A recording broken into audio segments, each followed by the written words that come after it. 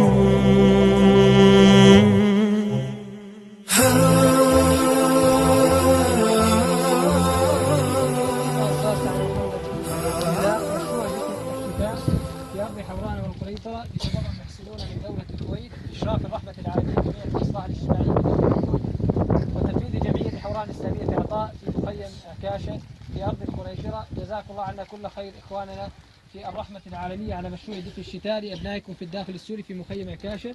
ونحن الآن مع الأخ المسؤول عن هذا المخيم. بسم الله الرحمن الرحيم. احنا اهالي مخيم الامل تل عكاشه، طلعنا مقارنه مهجرين صار لنا اكثر من 4 سنوات على الشريط الحدودي لاسرائيل، واحنا هون قاعدين بمخيم، والمخيم بمنطقه بارده من هضبه الجولان.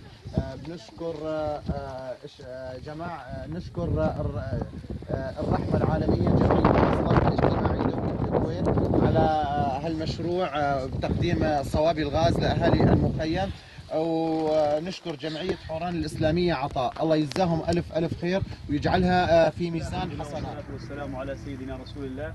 مشروع دفء الشتاء تقوم الرحمة العالمية مشكورة وبارك الله عز وجل لهم وجزاهم عنا وعن المسلمين خير الجزاء بالتعاون مع جمعية حوران الإسلامية عطاء بتوزيع دفايات الغاز على مخيم المرج الشرقي.